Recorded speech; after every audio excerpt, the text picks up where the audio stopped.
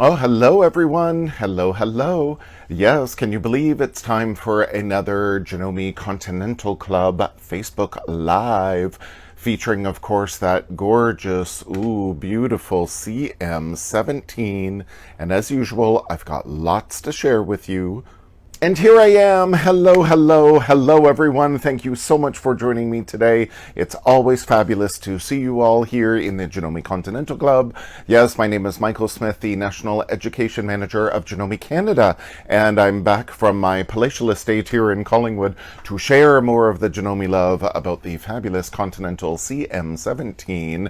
And what will we do today? Well, if you were with me, a couple of weeks ago, I showed how we can manipulate and edit some of our built-in designs and create something entirely new right on the machine. Now, yes, of course, we've got our fabulous artistic digitizer software, or even the embroidery link app that we can get for our CM17, where we can edit those embroidery designs even more.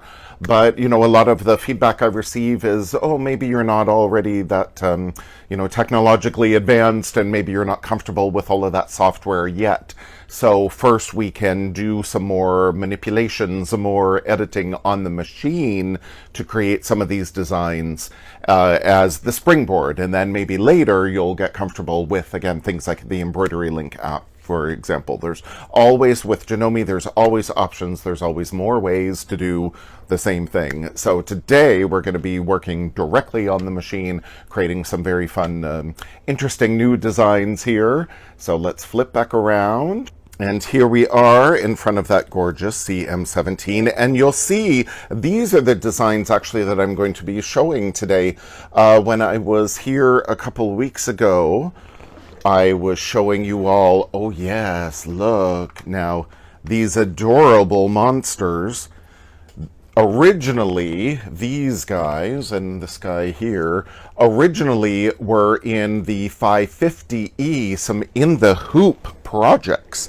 And they were so popular, everybody fell in love with them, they're so cute, because then you can do so many things. Then yes, this is the design as is, but along this spine here, where there's a seam, you could add, I've seen a few people add like scales out of like felt. Or then, of course, with these guys here, I added this big chunky yarn for hair. So there's like so many things you can do. And then how about this cute little guy? With the editing capabilities of our machine, I shrunk him down 20%. So he's now 80% instead of 100%. So that's cute. And then these were the ones, these three that I was focused on last time I was here, because again, they're the same shape, the same monster shape. So we used that portion and these, hands, that portion of the original design. But this face is actually another design built into the machine separately, as is this cat, who I think is so cute, especially for Halloween. So again, this is the same monster shape as this guy here, but then this guy is significantly bigger because, of course, now we're using that RE46D hoop, that beautiful big 11 by 18.2 hoop. So we were able to blow him up, make him a little bit bigger, and then, yes, put this new face on. So this body is the same, but he has a new face. Wouldn't that be so wonderful to do? But yes, it's so easy to do, again, with our embroidery machine. Now, yes, we could use the embroidery link software to do this, but again, we can do it right on the machine as well. So here is the original little stuffy. Now, this could be a cute little, again, like a little stuffed toy, but then I was thinking, this could be like a door stop. This could be, to stop the draft under the door. So whatever you wish. So then in this case, again, I blew it up and I put my name on it. Now, this font is built in to the machine, but it's not under the regular fonts. It is actually an embroidery design. It's in the embroidery design category.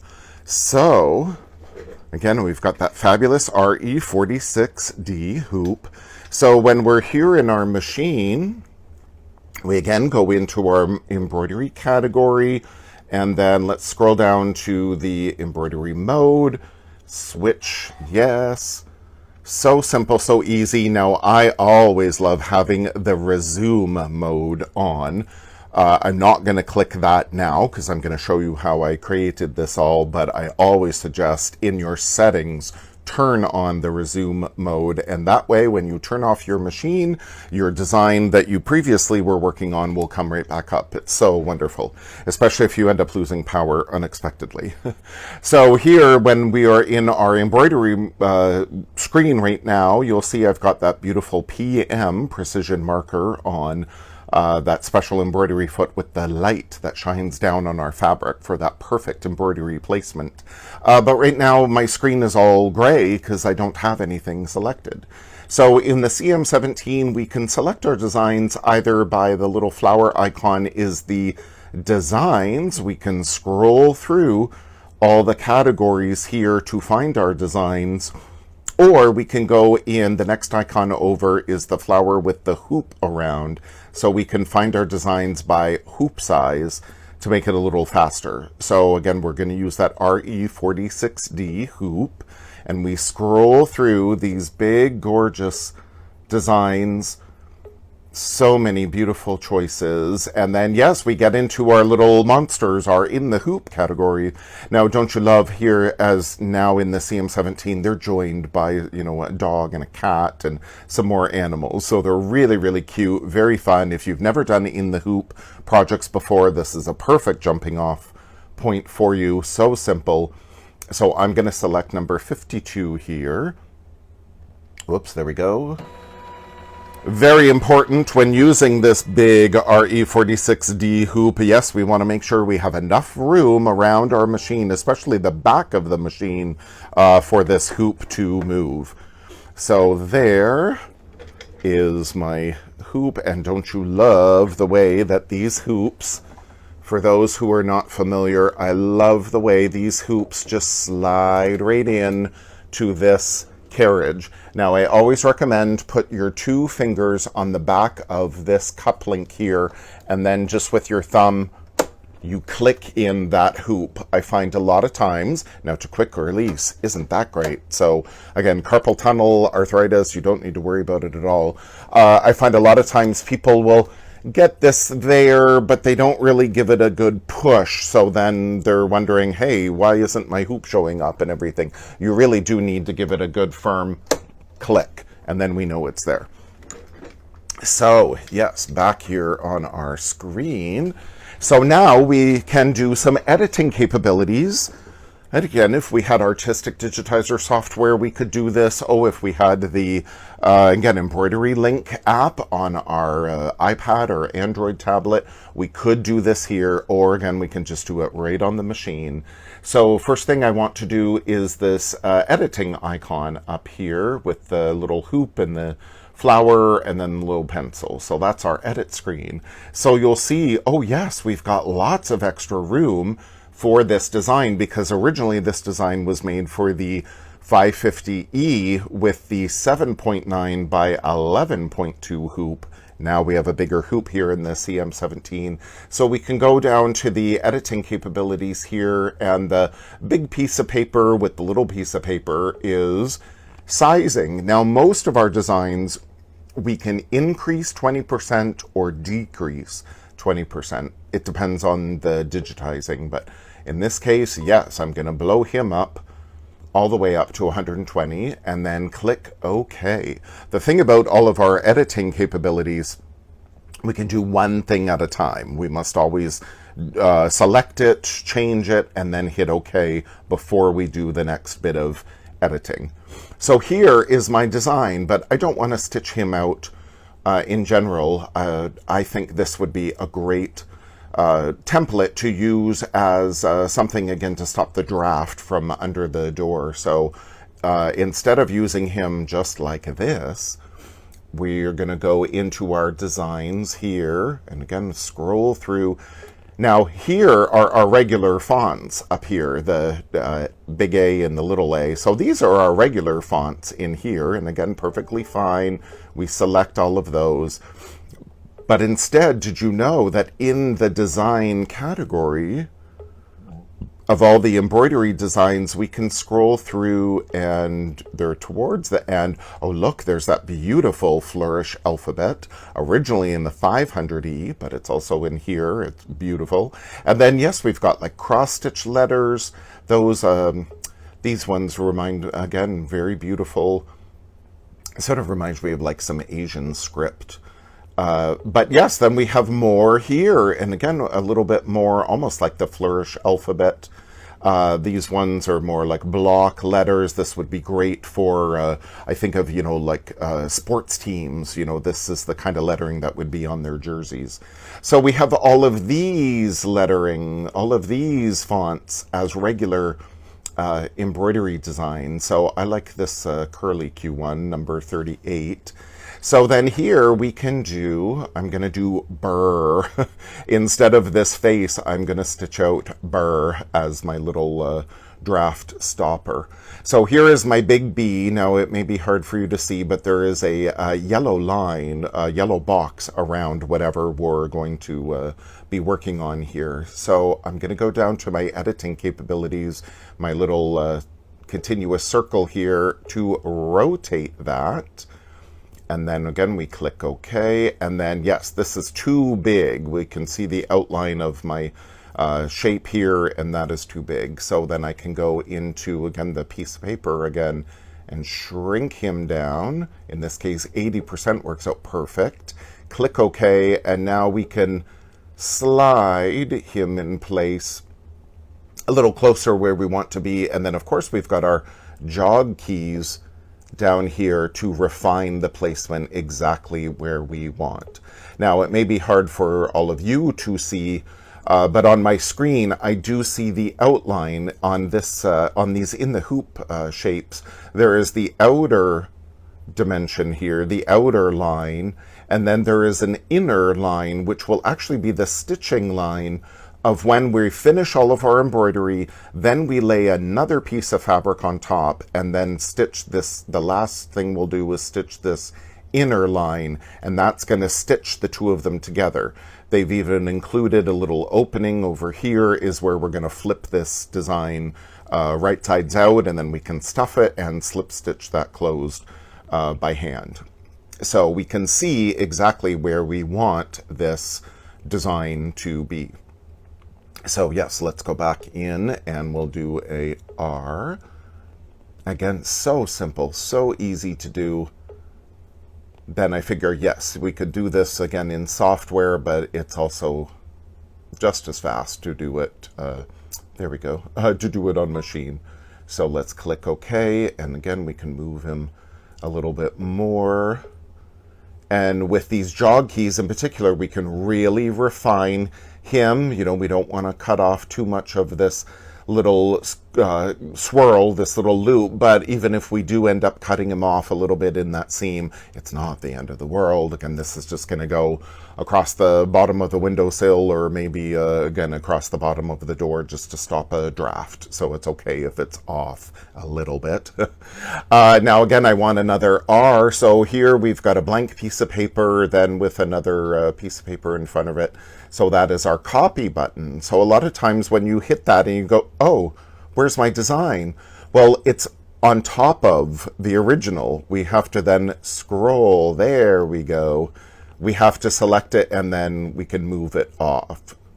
So there. So that is my burr. Now, typically we could do another R, but then I would have to overlap my designs, and that's really not a problem at all. It would make it really, really tight. So in this case, I just thought, fine, I'll just do 2. So it'll be burr.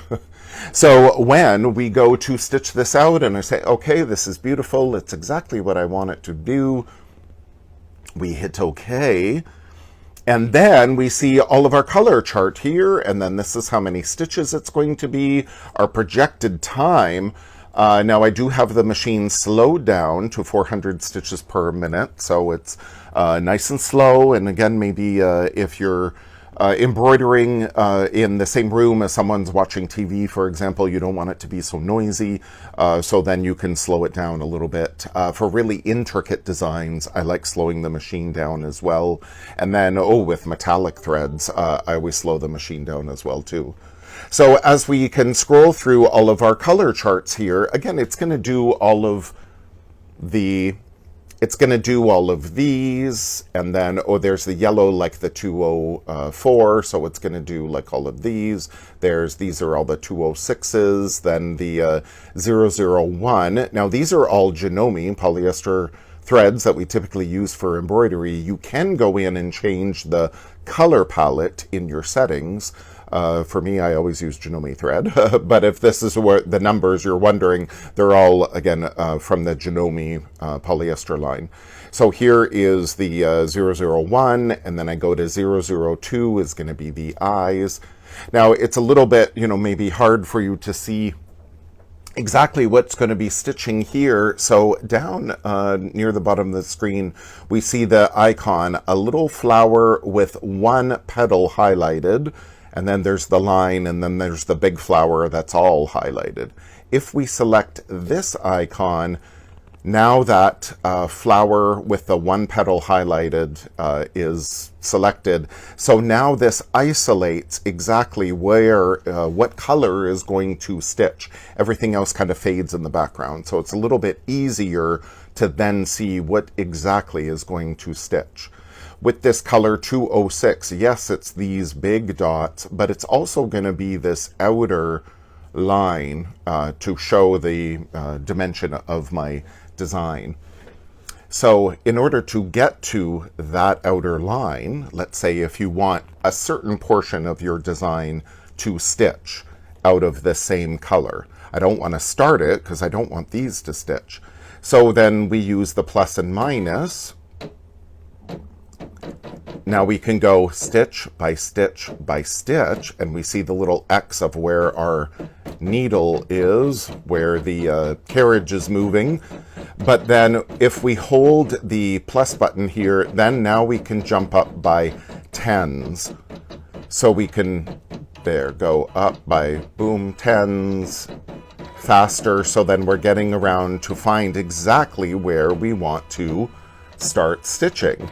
Now we can also, because this may take a little while, we can also go into the needle with the little number sign here and type in exactly, what stitch do we want? Now in this case, where if you don't know exactly where you want, you can just arbitrarily start typing in some numbers. So I'll say 3,000 stitches. Where does that bring me? It brings me to this guy. So initially we'd start up here, and then now we've jumped here. So I'm getting closer to starting this line. So again, we could go plus, plus, plus, plus, plus to eventually find exactly where we would like to start. I've already done that. So I have my little cheat sheet here. I always like writing notes because let's say I'm going to go back and redo this to make this other design. I'm going to manipulate it again. So I can write then it was stitch number 3,849 that starts this outline stitch. So this I want stitched out. So now it's okay to then just press the stop start and then away we go. Now, because I have that PM precision marker foot on, to activate it, this little crosshairs down here is now activated, and we will see down here that little beam of light which shines down on our fabric exactly where our needle is going to be. So this is especially great if you've got like a thread break and you need to back up and find out exactly where you left off. Then this way it will help refine your embroidery placement. So now I'm ready to go. As soon as we start stitching, then that laser light disappears. It's only to help us with the embroidery placement. Once the design is placed, then it does disappear. So this is going to be my outer line. Now you'll see I've already done the based function. I always do that. hoop my fabric. I've got the magnets on, and I always like that basting stitch just outside of my design to really help hold my fabric together. So that's going to stitch the outside of our design, and there we see it on the screen. So simple, so easy to do. So once this finishes, then the next color selected, if we were going to do the design as is, then would be, again, that 204 would be these yellow dots. Well, I don't want those. So, simple thing to do. Okay, there, our outline stitch. Outline stitch is all done, so we wanted that. And then now, again, the next thing highlighted are those little yellow dots. Well, we don't want that. We just want to skip now right on to our lettering. So we could scroll through, down and down and down. But you know, we also could scroll, if we were back to the beginning, we could also scroll, you know, up this way and just go right to the end. Boom, we could go that way. So we don't have to scroll all the way down through. It may be faster to scroll up, you know, so we get right to the end. So we see, yes, here's my lettering. It's all highlighted. And then I'm good to go. So then it's that simple. It is that quick. Like, it's pretty amazing. Again, all done on the machine. Yes, we could do it again in the software, and that way we could eliminate all that other background design. Then it might make it a little easier for you to see. So we could eliminate all that original, again, background design in some software, but instead I like doing a lot of things right on the machine. So fast, so easy, and so fun. So here was our original. This one is going to be bigger, and again, it's going to say Burr. And then, oh yes, we could put our lettering for our names. Like, there's so much we could do. We could put other embroidery designs on that as well, but we're using that main template as our jumping off point. And there we are, so fast and so simple and so easy. So I hope you will experiment a little bit more, play around with your machine a little bit more. I really love doing as much on the machine as I can, because again, you just get a little bit more comfortable and wonder what will happen if I try this and if I try that. And especially the editing capabilities, regardless of what Janome embroidery machine you have, there's always so many editing capabilities right on the machine as well. There's always so much that we can do. So it's really, really fun. You'll definitely never lose the creativity. It's whatever you can dream up, you can do. So thank you so much for joining me today. I hope you all have a very fabulous day. Bye.